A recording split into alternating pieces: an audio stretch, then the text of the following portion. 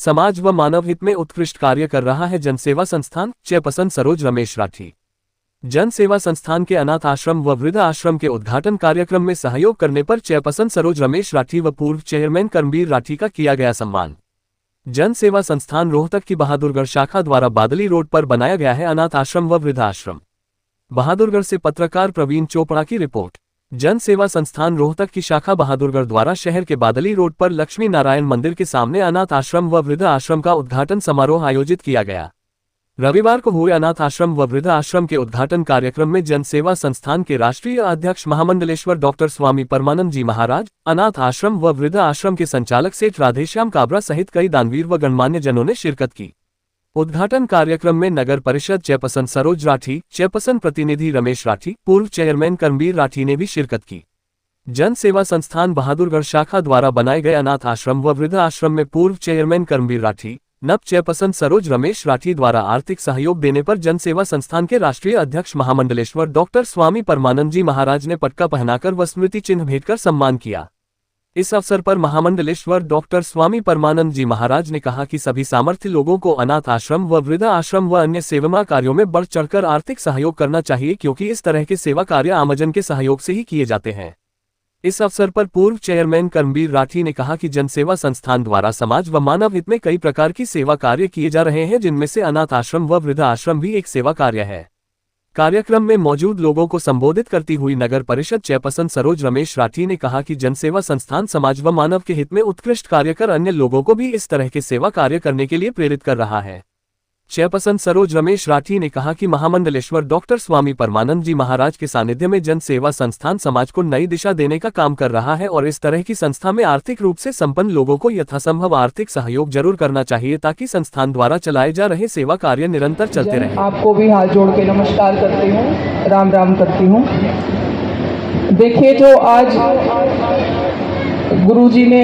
एक जन सेवा संस्थान का मील का पत्थर बहादुरगढ़ में रखने का काम किया है, और ये पूरे बहादुरगढ़ के लिए सौभाग्य की बात है। पहले सेवा, जब मेरा परिवार जुड़ा, मेरे पति रमेश जी, मेरे बाबूजी कर्मवीर राठी जी, क्योंकि मैं तो एक गृहिणी थी तो मुझे तो पता नहीं था, तो जब 20-25 साल पहले मेरा परिवार जुड़ा था जन सेवा संस्थान से, तो बहादुरगढ़ में भी आसपास भी इतने पेशेंट होते थे, मंदबुद्धि, लावारिस, और वो बुजुर्ग माता पिता जिनको उनके बच्चे लावारिस हालत में छोड़ देते थे, तो यहाँ से उठा के हमारे ईश्वर अंकल जी हैं, चावला भाई साहब जी, एक पूरी टीम बहादुरगढ़ में काम करती थी, लेकिन किसी को नहीं पता था। तो यहाँ से पेशेंट को लेके जाते थे रोहतक, और गुरुजी का इतना अच्छा वहाँ पे इन्होंने संस्थान था, वहाँ पे हर गंभीर से गंभीर बीमारी का इलाज होके बहुत सारे पेशेंट तो ठीक हुए, अपने घर भी गए। तो आज बड़ी खुशी है इस बात की कि वो संस्थान आज बहादुरगढ़ में भी है, और जल्दी से जल्दी कोई लावारिस